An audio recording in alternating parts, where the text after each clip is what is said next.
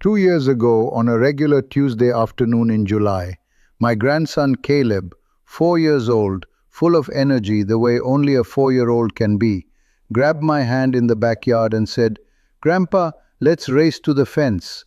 I said, "Sure. How hard could it be?" It was maybe 40 feet. I lasted 30 seconds. I was bent over with my hands on my knees, heart pounding out of my chest, completely out of breath, face red as a beet, and Caleb stopped running, walked back over to me, put his little hand on my back, and said the words I will never forget for the rest of my life. "Grandpa, you okay?" A 4-year-old, worried about me. I want you to sit with that image for a second. A little boy who should be thinking about nothing but running and playing and ice cream, stopped in the middle of his fun because his grandfather couldn't keep up with him for 30 seconds without nearly collapsing. That was the moment. That was the exact moment everything changed for me. My name is Michael Davis. I'm 68 years old. I'm a retired civil engineer from Nashville, Tennessee. I was married to my wife Carol 39 years ago, and she is still the best decision I ever made. We have 2 adult children, Daniel and Leah, and 4 grandkids who are the reason I get up in the morning. And 2 years ago, at the age of 66, my doctor sat me down and told me I had type 2 diabetes and dangerously high blood pressure. 2 diagnoses, one afternoon, one conversation that changed how I saw the rest of my life. This channel is about what I did next. Let me tell you a little about who I am, because I think it matters. I spent 35 years as a civil engineer. I built overpasses, bridges, highway infrastructure across the southeastern United States. I worked on projects that will still be standing when my grandkids are my age. I understood load, stress, material fatigue, structural failure. I knew how things were built to last, and I knew exactly how things fall apart when you ignore the warning signs long enough. The funny thing is, and I mean funny in a painful, ironic kind of way, I understood all of that in theory, and I still completely ignored every single warning sign my own body was giving me for years.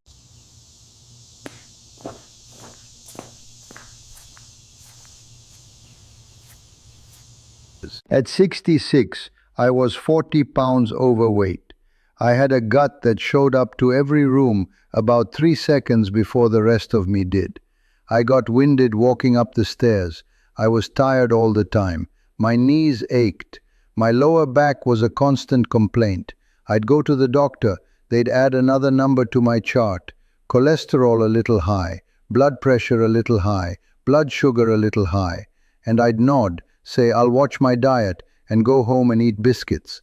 My wife Carol, God bless this woman, had been gently, lovingly, and sometimes not so gently nudging me for years. "Michael, maybe we should go for a walk. Michael, maybe lay off the gravy. Michael, the doctor said your numbers are going the wrong direction." And I, a man who spent 3 decades solving complex structural engineering problems, somehow could not connect the dots that I was the structure that was failing. My son Daniel would send me articles about the benefits of exercise for men over 60. I'd skim them and close the tab. My daughter Leah bought me a fitness tracker for Christmas 2 years before the diagnosis. It sat in the drawer for 8 months. I wore it twice. I told myself I was tired. I told myself I had worked hard my whole life and I had earned the right to rest. I told myself I was fine, that it wasn't that serious, that I'd get around to it. That is the lie that almost cost me everything. Because here's the truth about that kind of gradual decline, and I learned this the hard way, both as an engineer and as a man standing in his backyard, unable to raise his 4-year-old grandson. A structure doesn't fail all at once. It fails slowly, one microfracture at a time, one overlooked stress point after another, until one day, without warning, it doesn't. I had been microfracturing for years, and I had been looking the other way every single time. The day I got the diagnosis, I drove home from the doctor's office alone. Carol had offered to come with me. I told her it was just a routine checkup, nothing to worry about. I told her that because I believed it, or maybe because I needed to believe it. I'm not sure there's a difference at that point. The doctor was straightforward about it. He said, Michael, your A1C is 7.8. That's a type 2 diabetes diagnosis. Your blood pressure is 158/96. That puts you in stage 2 hypertension. You need to make changes immediately or we start medications today. He was looking at me the way I used to look at a bridge report that showed structural deficiency. That calm, professional, we have a serious problem here look. I asked him what kind of changes. He said the usual things: diet, exercise, reduce sodium, reduce sugar, lose weight. He gave me printed handouts. He was kind about it. He wasn't alarmist, but he was very, very clear. I drove home. I sat in my truck in the driveway for about 15 minutes, and I thought about a lot of things. I thought about my father, who had a major heart attack at 71 and spent the last 4 years of his life diminished, unable to do the things he loved. A man who had worked every day of his life, reduced to a recliner and a handful of pills, and a body that had simply stopped cooperating. I thought about Carol, who deserves a husband who is present and capable and alive, not a man she has to take care of. I thought about Daniel and Leah, and the kind of father I wanted to be for them in this chapter of life. Not a burden, a presence. And I thought about Caleb, and his little hand on my back, and those 4 words that still hit me every time I replay them. Grandpa, you okay? I sat in that truck and I made a decision. Not a resolution. I've made plenty of those on January 1st and broken every single one by January 15th. This was a decision, an engineering decision. I had a structure that was compromised. I had the data. I had the diagnosis. Now I needed a plan. I walked inside, told Carol everything and said, I'm going to fix this. She didn't say, I told you so. She just hugged me. And then she said, I know you will. 41 years of marriage and she still believed in me more than I believed in myself. That's worth something. Now, when I started researching what to actually do, because that's what engineers do, we research before we act, I ran into something that I was completely unprepared for: the fitness industry. I'm going to be honest with you.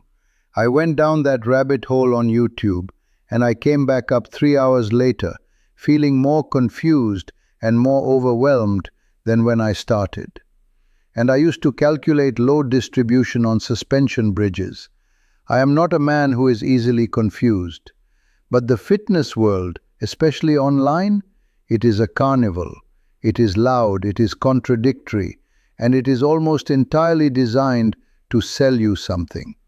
You've got the 25-year-old influencer with the six-pack telling you that you need his 12-week program for 4 easy payments of $49. You've got the supplement companies telling you that without their protein powder and their testosterone booster and their pre-workout stack, your efforts are basically worthless. You've got the apps, the gadgets, the specialized diets, the specific rep ranges and periodization schedules and progressive overload protocols. And buried in all of it, if you are a 66-year-old man with type 2 diabetes and bad knees and absolutely zero interest in becoming a bodybuilder, it is nearly impossible to find information that is actually relevant to your life. Here's what I eventually realized. The fitness content machine is not designed to help you get healthy and then be done. It is designed to keep you watching, keep you buying, and keep you coming back. The more complicated they make it sound, the more they need you. The more overwhelmed you feel, the more dependent you are on their content. It is, from a business model perspective, genuinely brilliant, and it is almost completely useless to someone like me. So let me tell you the 3 biggest lies I encountered. Lies that I almost believed, and why none of them are true. Lie number 1.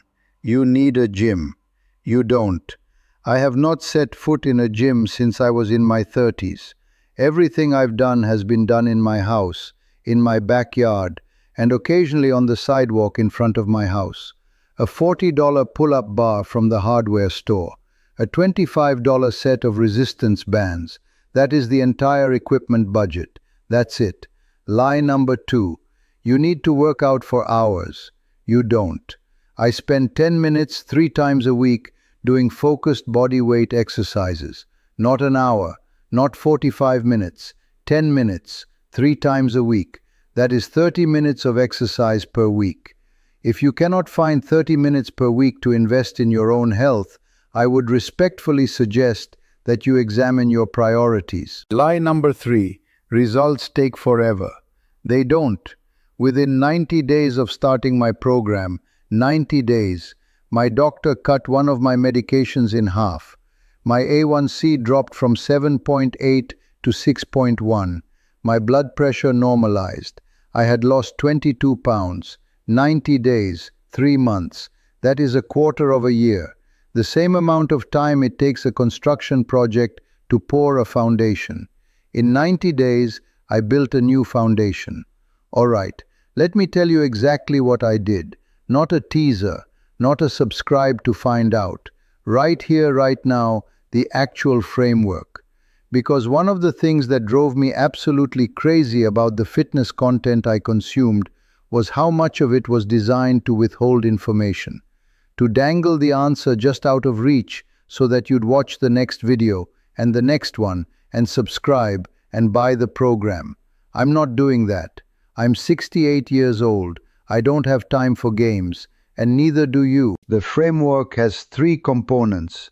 That's it. 3 things. If you remember nothing else from this video, remember these 3 things. Component 1, movement. Specifically, short, consistent, bodyweight-based strength training. I started with what I call the Foundation 4, push-ups, squats, resistance band rows, and a dead hang from my pull-up bar. 4 movements. That's the entire program at the beginning. I did them 3 times a week, 10 minutes per session, no rest days between sessions because the sessions are short enough that your body recovers fine. In the beginning, I could do maybe 8 push-ups before my arms gave out. My squats were shallow because my knees protested anything deeper. That was fine. You start where you are, not where you think you should be, not where you were 20 years ago, where you are today, right now. That is the only starting line that matters. Component 2, walking. Every single day, Carol and I walk for 30 minutes. Sometimes it's after dinner, sometimes it's in the morning before it gets hot, sometimes it's around the neighborhood, sometimes it's a trail by the river about 2 miles from our house. It doesn't matter where, it matters that we go. Walking is the most underrated form of exercise that exists. I say that as a man who spent 3 years reading every piece of research he could find on exercise physiology for older adults. Walking lowers blood pressure. Walking improves insulin sensitivity, which is directly relevant to diabetes management. Walking improves mood, sleep quality, joint mobility, and cardiovascular health. And it costs absolutely nothing. You already own the equipment. The other thing walking did for us, and I didn't expect this, is that it became one of the best things in our marriage. 30 minutes a day, no phones, just Carol and I talking.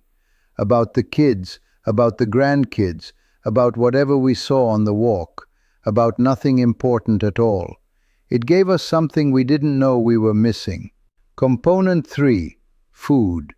Now, I want to be very careful here because I am not a nutritionist, I'm not a dietitian, and I'm not going to tell you to follow some trendy protocol with a brand name. What I will tell you is what I changed and what it did. I didn't go on a diet. I made 3 small adjustments. 1, I cut out sugary drinks entirely. Soda, sweet tea, fruit juice, gone. I replaced them with water and black coffee. That alone, according to my doctor, was likely responsible for a significant portion of my early improvement in blood sugar. 1 change, massive impact. 2, I reduced my portion sizes by about a quarter. I didn't stop eating the foods I love. I'm from Tennessee. I am not giving up my biscuits entirely. But I eat a smaller amount of them, less often. That's it. No special diet, no calorie counting app, just less. 3. I added protein to every meal. Eggs in the morning, chicken or fish at lunch and dinner, cottage cheese as a snack. Protein keeps you full longer. It supports the muscle you're building with your workouts, and it helps stabilize blood sugar. That's the science. My implementation was simple. Look at my plate, find the protein, make sure it's there. 3 components: movement, walking, food. That is the entire system. I told you it was simple. 90 days after I started, I went back to my doctor for a follow-up. He looked at my blood work and he was quiet for a moment. And then he looked up at me and said, "Michael, whatever you're doing, keep doing it." My A1C had gone from 7.8 to 6.1. That is a significant drop. Clinically significant. The kind of drop that in many cases means the difference between being managed on medication versus being managed through lifestyle alone. My doctor reduced one of my medications by half. My blood pressure had normalized, down from 158/96 to 124/78. That's textbook normal. For the first time in 4 years, my blood pressure was not a cause for concern. I had lost 22 pounds, not by starving myself, not by running marathons, by walking every day and doing 10-minute workouts 3 times a week and eating a little less of the food I was already eating. My knees hurt less, my back hurt less. I was sleeping through the night for the first time in years. I had energy in the afternoon instead of needing to nap. I was in a better mood, and Carol will confirm that loudly because she noticed it before I did. But here is the proof that mattered most to me. Not the blood work numbers, not the weight on the scale. About 2 months in, Caleb was back at our house for the weekend. We were in the backyard again. He looked at me and he said, "Grandpa, let's race." And I ran with him. All the way to the fence and back, twice.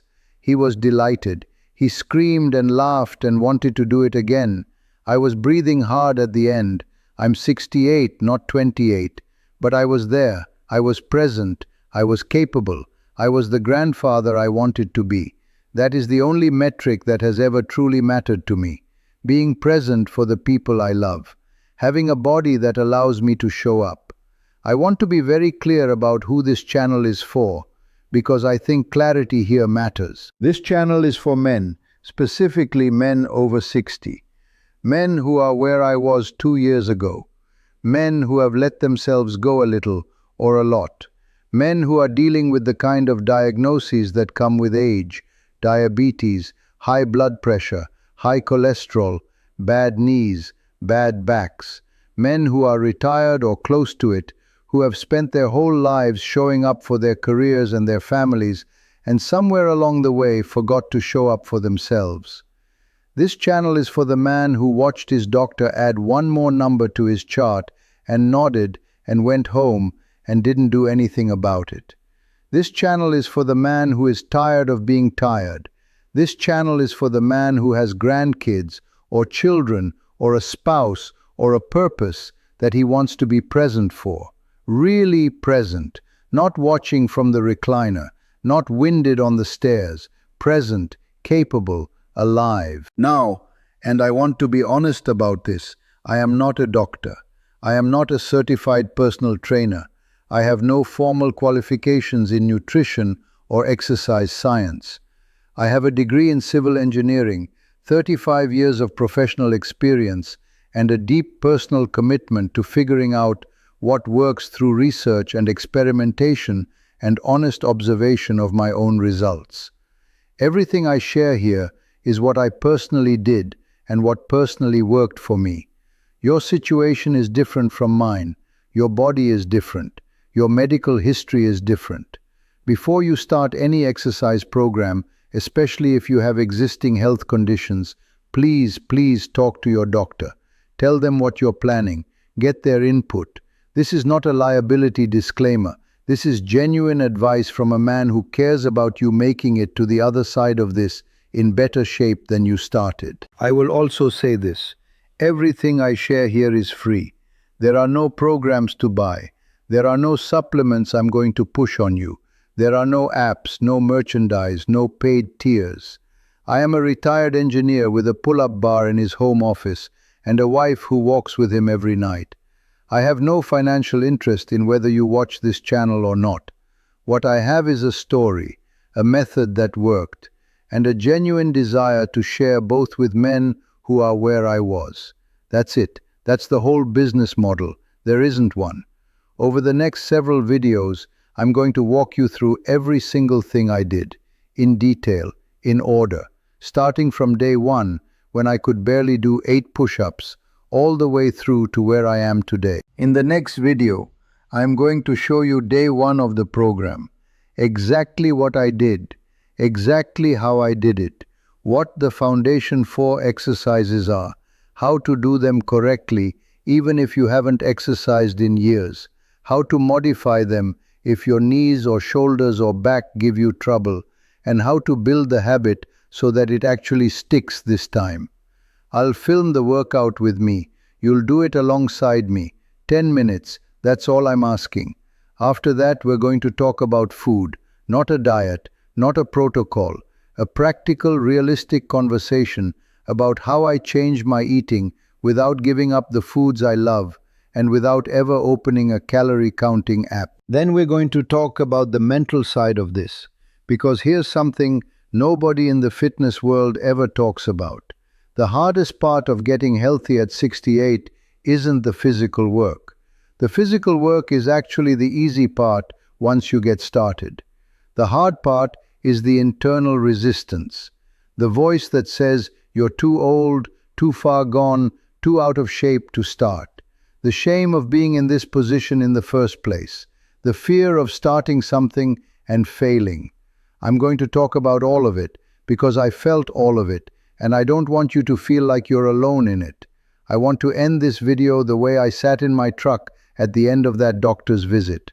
Honestly. A lot of men in my position, my age, my diagnosis, my level of physical neglect, would have gone home and started on the medications and accepted the trajectory they were on. And I don't judge that. The path of least resistance is a real thing, and it is especially powerful when you're tired and scared and sitting in a parking lot trying to process bad news. But I kept coming back to something I used to tell my engineering students when I did some teaching later in my career. I used to tell them, the most dangerous moment in a structure's life is not when the damage is visible. The most dangerous moment is when the damage is invisible, when the stress is accumulating quietly, out of sight, below the surface, and nobody is paying attention yet. Because by the time damage is visible, you're already behind, and by the time it's critical, your options are significantly reduced. I was at the point where the damage was just becoming visible. I still had options. I still had time. I still had the ability to choose a different outcome. And so do you. If you're watching this and you're 60 or 65 or 70 years old, and you've been telling yourself the same lies I told myself, that you're fine, that you'll get to it, that you're too old to change, that it's too late, I am here to tell you as clearly as I know how, it is not too late. You are not too far gone.